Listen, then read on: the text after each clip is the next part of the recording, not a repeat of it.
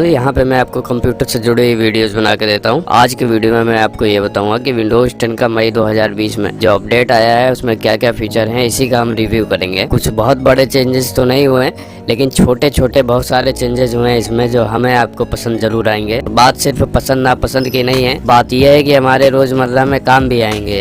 और सिर्फ यहीं तक बता के वीडियो खत्म नहीं कर दूंगा कि विंडोज 10 का अपडेट आया है, ये है वो है। ये भी जानेंगे कि आपका विंडोज अगर पुराने वर्जन का है या 7 है 8 है, तो मैं आपको बताऊंगा कि ये अपडेट कैसे होगा। और अपडेट करने के लिए विंडोज डाउनलोड वगैरह भी करना पड़ता है, तो वो सब भी मैं पूरा कंप्लीट सेटअप बताऊंगा इस वीडियो में। काफ़ी ज़बरदस्त वीडियो होने वाला है। अगर आप विंडोज 10 चलाते हैं तो आप आखिरी तक देखिए इस वीडियो को। चलिए ज़्यादा देरी नहीं करेंगे, शुरू करते हैं एक एक फीचर जानना। सबसे पहले तो अगर आप वर्चुअल डेस्कटॉप के बारे में जानते हैं और इसका इस्तेमाल करते हैं, तो आपके लिए इसमें एक खुशखबरी है कि अब आप वर्चुअल डेस्कटॉप को रीनेम कर सकते हैं। पुराने वर्जन वाले विंडोज में आपने ध्यान दिया होगा कि रीनेम का ऑप्शन नहीं आता था डेस्कटॉप का। और ये वर्चुअल डेस्कटॉप क्या होता है, एक लाइन में बता देता हूँ कि कंप्यूटर के अंदर ही छोटे छोटे कंप्यूटर, ताकि हम कंप्यूटर के अंदर कई सारे काम अलग अलग कंप्यूटर में कर पाए। अभी जैसे कि डेस्कटॉप 1 है, इसको रीनेम करने के लिए राइट क्लिक करिए इसके ऊपर, रीनेम। यहाँ पे मैं एग्जांपल के लिए वर्क लिख देता हूँ। यहाँ पे मैं वर्क करूँगा।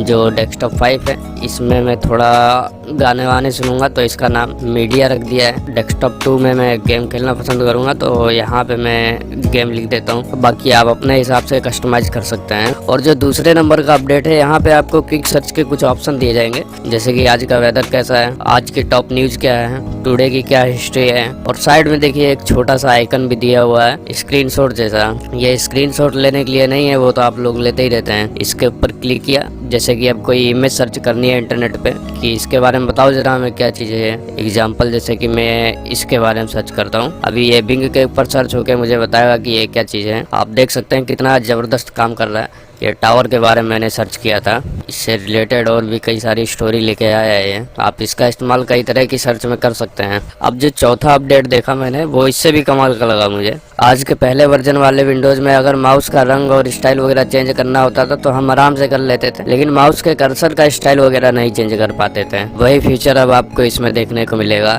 चेंज करने के लिए स्टार्ट बटन पे आइए, सेटिंग में यहाँ पे क्लिक करिए, टेक्स्ट कर्सर का बॉक्स दिखेगा, इसके ऊपर क्लिक करना है, इसे ऑन कर देते हैं। अब यहाँ पे लेके आए, देखिए ये देख सकते हैं कैसा हो गया है। इससे पहले नहीं देखा होगा आपने ये। इसका साइज थोड़ा बड़ा करते हैं, फुल बड़ा कर देते हैं। अब देखिए जैसे कुछ टाइप किया, बस इतना ही नहीं, इसका कलर वगैरह भी चेंज कर सकते हैं। ये देखिए, जो टाइपिंग करने वाले भाई लोग हैं उनको तो बड़ा पसंद आएगा। इसके अलावा इसकी थिकनेस वगैरह भी चेंज कर सकते हैं। अब बात माउस की चल रही है, तो 5वें नंबर की वो सेटिंग बताता हूँ आपको, जिसमें आप माउस कर्सर की स्पीड चेंज कर सकते हैं बिना कंट्रोल पैनल में जाए। क्योंकि अब तक के जो विंडोज थे उसमें माउस कर्सर की स्पीड वगैरह चेंज करने के लिए कंट्रोल पैनल में जाना पड़ता था इधर उधर। अब आपको स्टार्ट बटन पे क्लिक करना है, सेटिंग में आ जाना है, डिवाइस पे क्लिक करिए, माउस पे आ गए, यहाँ से आप पूरा कंट्रोल कर सकते हैं। और बाकी इसके अलावा आपको तो मालूम ही होगा, कर्सर का साइज वगैरह भी हम बड़ा कर सकते हैं। मैंने तो इतना भयंकर रूप बना दिया है इसका, आप अपने हिसाब से एडजस्ट करिएगा। छठी अपडेट में विंडोज वालों ने एक समस्या को ठीक किया है। आपने देखा हो कि हम पुराने विंडोज में डिस्क क्लीनअप का इस्तेमाल करते थे, तो वहाँ पे हमारा डाउनलोड का फोल्डर डिलीट हो जाता था, जिससे नुकसान कितना बड़ा होता था कि हमारे डाउनलोड के जितने भी प्रोग्राम फाइल हैं सब डिलीट हो जा रहे थे।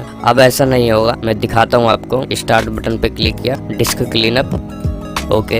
अभी आप यहाँ पे देख सकते हैं डाउनलोड का फोल्डर हमारा नहीं सिलेक्ट हुआ है। अब 7वें नंबर की अपडेट उन लोगों के लिए है जो कोर्टाना का इस्तेमाल करते हैं, वही जिसे हमने कुछ बोला और उसने ला के दिया। जैसे कि ये मैंने कोर्टाना खोला, पहले इसमें बोलने का ऑप्शन तो था, लेकिन अब टाइप करने का ऑप्शन भी आ गया है। जैसे मैं टाइप करके इससे टाइम पूछता हूँ तो ये बता रहा है सुबह के 9:30 बज रहे हैं। और इसके अलावा आप मौसम वगैरह कुछ भी पूछ सकते हैं, टाइप करके पूछ सकते हैं। और अब कोर्टाना बाकी प्रोग्रामों की तरह अलग से प्रोग्राम हो गया है, विंडोज के साथ चिपका नहीं रहेगा। इसे हम इधर उधर कहीं भी सेट कर सकते हैं। बाकी आप क्या क्या सर्च करते हैं उसे सेव कर सकते हैं, डिलीट कर सकते हैं। इसके अलावा भी इसमें बहुत कुछ है जो इसे पहले से अलग बनाता है। अब जो 8वीं अपडेट है वो सभी के लिए बहुत जरूरी है। आपको ध्यान होगा कि जब पहले हमारा कंप्यूटर गड़बड़ होता था तो हमें उसे ठीक करने के लिए विंडोज की बूटेबल पेन ड्राइव चाहिए होती थी, या रिकवरी ड्राइव चाहिए होती थी, या विंडोज की बूटेबल डीवीडी चाहिए होती थी, तभी हम खराब कंप्यूटर को सही या रिकवर कर पाते थे। लेकिन अब हमें इन सब चीज की जरूरत नहीं है। बाई चांस हमारा कंप्यूटर गड़बड़ सड़बड़ होता है तो बिना हम इन तीनों की मदद से कंप्यूटर को रीसेट या रिकवर कर सकते हैं। कैसे करना है चलिए दिखाता हूँ। सबसे पहले सेटिंग में आ जाइए, update and security, recovery, get start.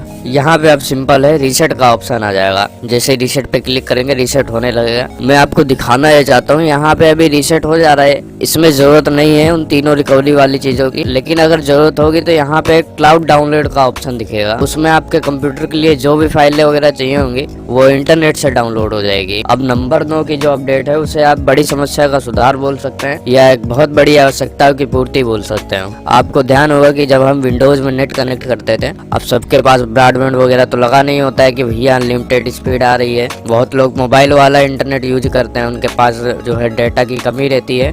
तो कंप्यूटर क्या करता था, नेट जैसे ही पाता था दबा दब अपडेट होने लगता था, हमारे नेट की ऐसी तैसी फेर देता था। और उस समय अगर हम ब्राउजर चलाने लगे हैं, कंप्यूटर में इंटरनेट वाला कोई और काम करने लगे तो भैया स्लो चलता था। लेकिन अब ऐसा नहीं होगा, हम पूरा कंट्रोल जमा सकते हैं कि कंप्यूटर की जो अपडेट हो रही है वो किस स्पीड से होगी। और बस इतना ही नहीं, इसके साथ साथ जैसे कि हम कंप्यूटर में अदर चीज चला रहे हैं, ब्राउजर चला रहे हैं या इंटरनेट से चलने वाली और कोई भी चीज चला रहे हैं, वो कंप्यूटर का कितना स्पीड से नेट इस्तेमाल करेगा वो भी सेट कर सकते हैं। चलिए इसकी सेटिंग करके दिखाता हूँ। स्टार्ट बटन पे क्लिक किया, सेटिंग में आए, update and security, delivery optimisation, यहाँ पे ये जो अलाउड डाउनलोड का है इसे बंद करिए। एडवांस ऑप्शन, यहाँ पे चेकबॉक्स लगाइए। ये वो सेटिंग है जिसमें पूछ रहा है कंप्यूटर पीछे से आपका इंटरनेट कितनी स्पीड से इस्तेमाल कर सकता है, और वहीं फोरग्राउंड से कितना इंटरनेट इस्तेमाल होगा किस स्पीड से, उसके लिए भी चेकबॉक्स लगाया। और अगर आप नंबर छोड़ के परसेंट में इंटरेस्ट रखते हैं तो परसेंट वाले पे क्लिक करिए। अब बात करेंगे अपडेट नंबर 10 की। इसमें देखिए जो आपका माइक्रोसॉफ्ट का एज ब्राउजर है ये गूगल क्रोम से 27% कम रैम का इस्तेमाल करता है। अब कम रैम का इस्तेमाल मतलब ये हो गया कि स्पीड थोड़ी उससे ज्यादा आएगी। और बस इतना ही नहीं, इसमें आप क्रोम के एक्सटेंशन भी इस्तेमाल कर सकते हैं। अब भैया माइक्रोसॉफ्ट वाले गूगल वालों से कम तो है नहीं, वो भी कुछ दम कम रखते हैं। 11वें नंबर की अपडेट है, उसमें भी आप यूँ समझ सकते हैं जैसे किसी समस्या को ठीक किया गया है। आपने ध्यान दिया होगा पहले हम क्रोम पे या किसी और प्रोग्राम पे काम कर रहे होते थे, उसी समय कंप्यूटर अचानक से बंद हो जाता था, तो जब कंप्यूटर दोबारा से रीस्टार्ट होता था तो वो क्रोम ब्राउजर या इसके अलावा जो भी प्रोग्राम है वो अपने आप दोबारा चालू हो जाता था। इसके ऊपर हमारा कोई कंट्रोल नहीं था कि, लेकिन अब ऐसा नहीं है, अब आपको पूरा कंट्रोल मिलेगा कि ये चालू करना है उसे या नहीं करना है। इसके लिए सेटिंग में आइए,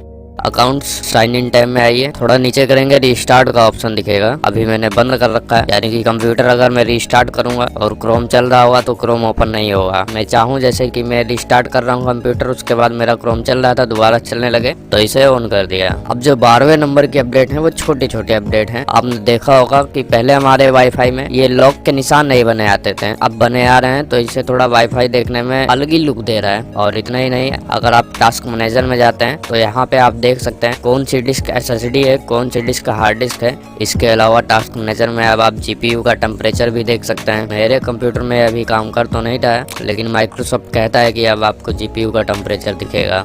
13वें नंबर की जो अपडेट है उसमें इमोजीज को ऐड किया गया है। हालांकि इमोजीज पहले भी थी, लेकिन कुछ अलग इमोजीज को ऐड किया गया है। इमोजीज के लिए विंडोज प्लस डॉट बटन दबाइए, आप इसका इस्तेमाल करते हैं तो बहुत काम की चीज होने वाली है आपके लिए। 14 नंबर की जो अपडेट है उसमें यह है कि आप अपने कंप्यूटर की जो नोटिफिकेशन आती है उन पे फुल कंट्रोल कर सकते हो। कंट्रोल पहले भी कर सकते थे, लेकिन इतने ज्यादा कंट्रोल नहीं थे जितने अब हैं। चलिए दिखाता हूँ आपको। नोटिफिकेशन पे आए, इससे काम चला सकते हैं। नहीं चल रहा है तो फुल सेटिंग पे आइए, यहाँ पे आपको दिख जाएगा कई तरह के कंट्रोल दिए हुए हैं। 15वें नंबर की जो अपडेट है वो कैलकुलेटर से संबंधित है। जैसे कि आपने तमाम सारे प्रोग्राम ओपन कर रखे हैं, अब यहाँ पे आपने कैलकुलेटर खोला। अब मैं क्रोम का इस्तेमाल करने लग गया तो कैलकुलेटर देखिए पीछे चला गया। अब मैं नहीं चाहता हूँ कि वो पीछे जाए बार बार, मैं कुछ भी करूँ वो आगे ही बना रहे। इसके लिए ये जो आइकन है इसके ऊपर क्लिक करिए। अब ये देख सकते हैं मैं फाइल मैनेजर पे आया हूँ, लेकिन कैलकुलेटर वहीं का वहीं है। अब 16वें नंबर की जो अपडेट है वो ब्लूटूथ के लिए है। अगर आप विंडोज 10 में कोई ब्लूटूथ डिवाइस का इस्तेमाल करते हैं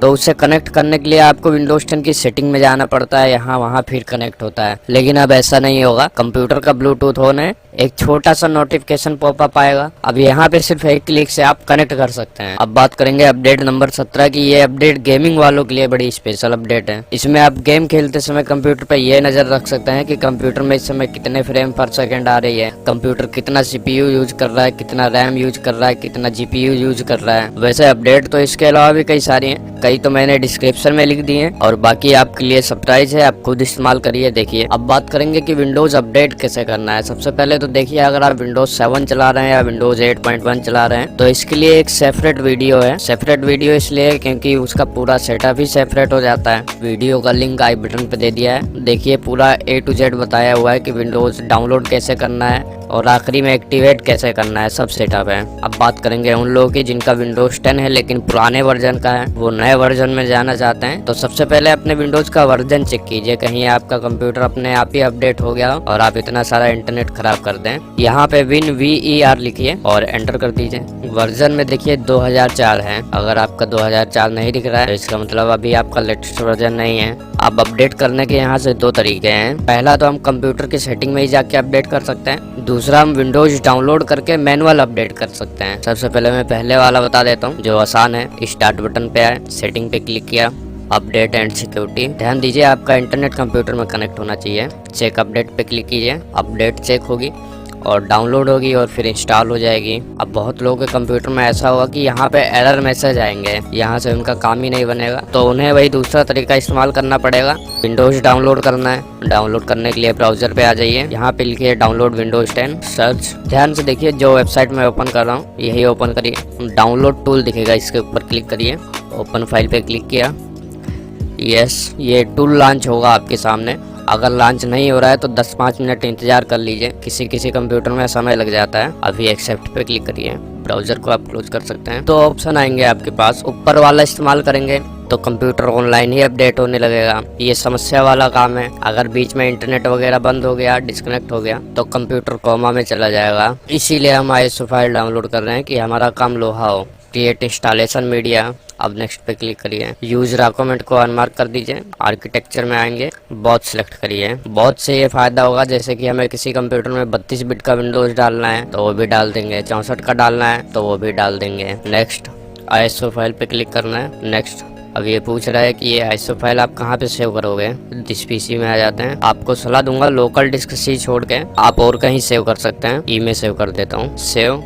अब ये ISO फाइल डाउनलोड होने लगेगी। ISO फाइल डाउनलोड होने के बाद इस तरह से दिखेगी। इसके ऊपर राइट क्लिक करिए, माउंट, एक सेटअप एप्लीकेशन दिखेगा, इसके ऊपर राइट क्लिक करिए, रन एज एडमिनिस्टर, यस। ध्यान दें इस समय आपका इंटरनेट डिस्कनेक्ट होना चाहिए कंप्यूटर से। नेक्स्ट पे क्लिक करिए। और एक जरूरी बात मैं आपको बताना भूल ही गया, इस तरह से अगर आप अपडेट कर रहे हैं तो आपका विंडोज एक्टिवेट होना चाहिए। अगर विंडोज एक्टिवेट नहीं है तो कुछ समस्याएं आ सकती हैं। विंडोज एक्टिवेट कैसे करना है, इसके लिए मैंने वो जो वीडियो बनाया है कि विंडोज 7 से विंडोज 10 में कैसे अपडेट करें, उसमें लास्ट में बताया हुआ है कि विंडोज 10 कैसे एक्टिवेट करना है। अभी एक्सेप्ट पे क्लिक करना है, इसको आप क्लोज कर सकते हैं, इसका काम हो गया है। और मैं आपको दिखाने के लिए ये जो विंडोज का वर्जन है, पुराना वर्जन लेके आया हूँ। अब वर्जन 19.0.19 है। कीप चेंजेस पे क्लिक करिए। यहाँ पे 3 ऑप्शन है, तीनों से क्या क्या होता है मैं बताऊंगा आपको। सबसे पहले वाला है कि पर्सनल फाइल एंड एप्स, इसका इस्तेमाल करते हैं तो क्या होगा कि आपके यूजर अकाउंट में जो फोल्डर नहीं होते डाउनलोड वाले, म्यूजिक वाले, वीडियो वाले, वो फोल्डर बच जाएंगे।